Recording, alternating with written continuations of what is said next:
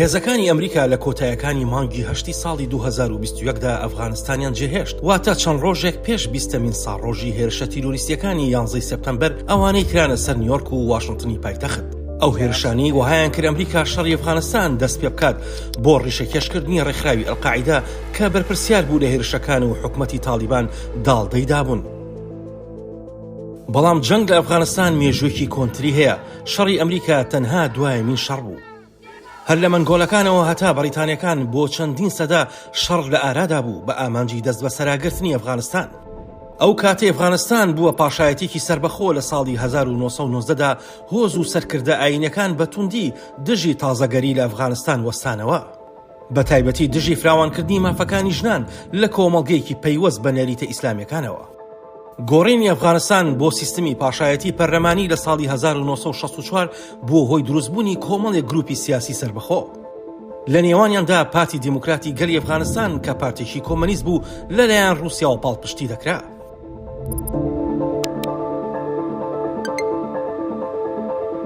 بە پاڵپشتی پارتی دیموکراتی گەلی ئەفغانستان سەرۆکوەزیری نەتەوەخواز محەممەد داود خان ئامۆزاکەی خۆی پاشا زاهیری لابرد لە ساڵی 1973دا و ئەفغانستانی کرد بە وڵاتێکی کۆماری. وەک سەرۆکوەزیر محەممەد داود خان ڕابەرایەتی بزوتنەوەیکی تازەگەری کرد، لەوانە وەبەرهێنان لە خوێندندا فراوانکردنی مافەکانی ژنان کە ڕێگەیان پێدرا بچنە قوتابخانە و عەبا و سەرپۆش لەسەر نەکەن. داود حکمێکی تاگڕەوانەی وڵاتەکەی دەکرد. ئەو بە دوای وەبەرهێناندا دەگەڕا لە ئێران و پاکستان و ئەمریکا. یەکێتی سۆڤێت پێیوا بوو هەنگاوەکانی داود هەژمونی سۆڤێت لە ئەفغانستان کەم دەکەنەوە. داود بە کوشتنی ئەندامێکی پارتی دیموکراتی گەلی ئەفغانستان تومەتبات کرا. دواتر سەرکردەکانی پارتەکەی دەستگیر کرد کە پێشتر یارمەتیان دابوو لە لابردنی پاشا زاهیر. پارتی دیموکراتی گەلی ئەفغانستان لە 27 چواری ساڵی 1970دا لە ڕێگەی کودەتایەکی سەربازیەوە محەممەد داود خانیان کوشت و دەستیان بەسەر دەسەڵاتدا گرت بە ئامانجی دامەزراندنی کۆماری دیموکراتی ئەفغانستان، دەوڵەتێکی کۆمەنیست لەژێر فەرمانڕەوایی یەک حیزبدا.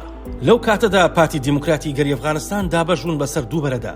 بەرەی پەرچەم کە پێگات بوو لە خەڵکی خوێندەواری شار و شارۆچکەکان لەوانەی مەیلیان بەلای سۆشیالیزمدا هەبوو، لە بەرامبەردا بەرەی خەڵق کە داوای ڕێبازێکی شۆڕشگەڕانەیان دەکرد هاو شێوەی شۆڕشی رووسیا. لەبەر هەبوونی پاڵپشتی گەورە لە نێو سوپا و هۆزەکانیشدا خەڵق توانی بە زووی دەست بەسەر حکومەتدا بگرێت و نور محەممەد تەرەکی کرایە سەرۆکی ئەفغانستان. نور محەممەد دەستی کرد بە گۆڕانکاری ڕیشەیی لە کۆمەڵگەی ئەفغانیدا. پارتی دیموکراتی گەلانی ئەفغانستان لە بەرنامەیدا بوو زەوی بەسەر جوتیاراندا دابەش بکاتەوە، ژێرخانی وڵات بە هاوکاری یەکێتی سۆڤێت بنیاد بنێتەوە، گرنگی زیاتر بدات بە خوێندن و مافەکانی ژنان. بەڵام شێوازی خێرا و زۆرەملەی ئەم چاکسازیانە خەڵکی تووشی شۆک کرد. مزگەوتەکان داخران، ڕێگری لە ژنان کرا سەرپۆش لەسەر بکەن، پیاوان ناچارکران ڕیشیان بتاشن، حکومەت کەوتە سەرکوتکردنی ڕابەرانی ئاینی و نەژادی و مامۆستایان و پارێزەران و تەنانەت هاوپەیمانەکانی پێشویان لە بەرەی پەرچەم. هەر لە یەکەم مانگی هاتنە سەر دەسەڵاتی تەرەکیدا دەیان هەزار کەس دەسێدارە دران. لە ساڵی 1970دا یاخیبوونی چەکداری لە زۆربەی پارێزگاکانی ئەفغانستان دەستی پێکرد. تەنانەت گەیشتە شارێکی وەک هێرات کە دواتر لە ڕێگەی بۆمبارانکردنی شارەکەەوە دەستی بەسەردا گیرایەوە و هەزاران کەس بەو هۆیەوە گیانیان لەدەستدا. ڕۆڵی سەرکردایەتی سەرۆکوەزیر حافیزوڵڵا ئەمین لە سەرکوتکاریەکان سەرکردایەتی سۆڤێتی بێزار کرد. بۆیە سۆڤێت دەویست سەرۆک نور محەممەد تەرەکی حافیزوڵڵا ئەمین لە دەسەڵات لا بدات. بەڵام حافیزوڵڵا ئەمین ئاگاداری پلانەکە بوو، هەستا بە کوشتنی تەرەکی و لە مانگی نۆی ساڵی 1970دا خۆی کرد بە سەرۆکی ئەفغانستان. هەوڵەکانی حافیزوڵڵا ئەمین بۆ دامرکانەوەی یاخیبوونەکە لە ڕێگەی خۆنزیکردنەوە لە خەڵکی دیندارەوە شکستی هێنا. کاتێک سوپایەکێتی سۆڤێت سنوورەکانی ئەفغانستانی بەزاند و گەیشتە کابوڵ، حافیزوڵڵا ئەمین کوژرا و بە برە کارمەل سەرکردەی بەرەی پەرچەم هێنرایەوە ئەفغانستان و لە شوێنی ئەودانرا. سوپاکەی سۆڤێت کە لە زیاتر لە 100,000 سەرباز پێکات بوو، ئامانجی گەڕانەوەی سەقامگیری بوو، هەروەها بێزکردنی حکومەتە نوێەکەی بە برە کارمەل بوو.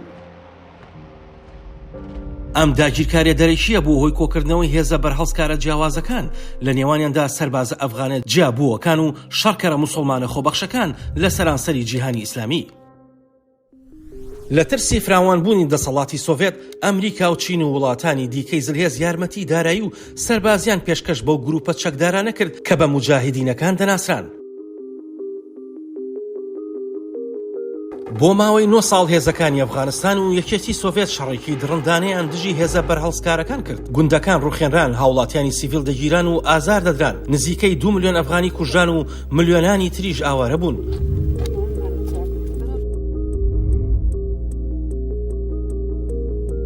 پاشان لە ساڵی 1970دا هێزەکانی یەکێتی سۆڤێت ناچار بوون پاشەکشێ بکەن.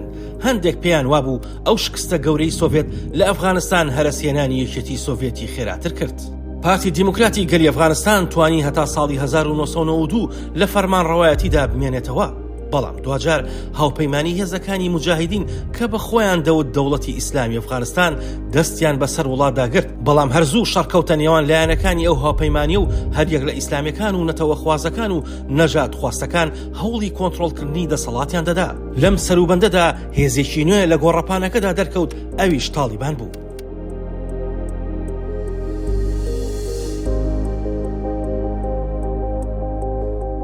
تالیبان توانی بە خێرایی بگاتە دەسەڵات بەهۆی بەڵێنەکانی بۆ دەرباسکردنی ئەفغانستان لە گەندەڵی توانی پشتیوانێکی زۆر بۆ خۆی کۆبکاتەوە.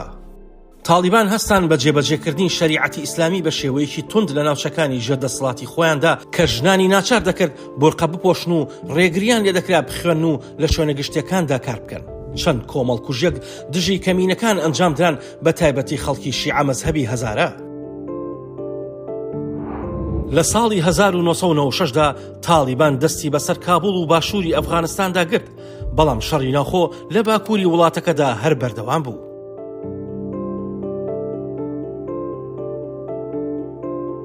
لە دوای ڕووداوی 11 سەپتەمبەری 2001 تالیبان ڕەتی کردەوە ئوسامە بن لادنی سەرکردەی ڕێکخراوی ئەلقاعیدا ڕادەستی ئەمریکا بکات. بۆیە ئەمریکا و چەند وڵاتێکی ناتۆ ئەفغانستانیان داگیر کرد و یارمەتی هێزەکانی باکووری ئەفغانستانیاندا بێنە سەردەسەڵات و حکومەتیشی نوێ بە سەرۆکایەتی حامید کارزایدا بمەزرێنن. ئەمریکا سەرڕای سەرکەوتنە خێراکەی تووشی هەمان ئەو ڕەوشە بوو کە 20 ساڵ پێشتر یەخەی یەکێتی سۆڤێتی گرتبوو.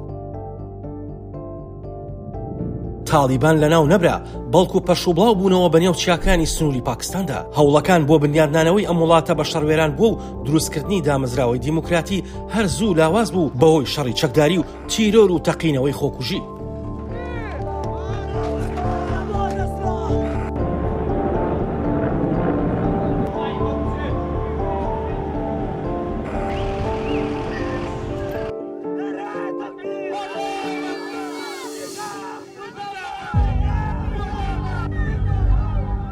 دوای 20 ساڵە داگیرکردن هێزەکانی ئەمریکا کشانەوە و هەرزوو تالیبان کۆنتڕۆڵی دەسەڵاتی کردەوە.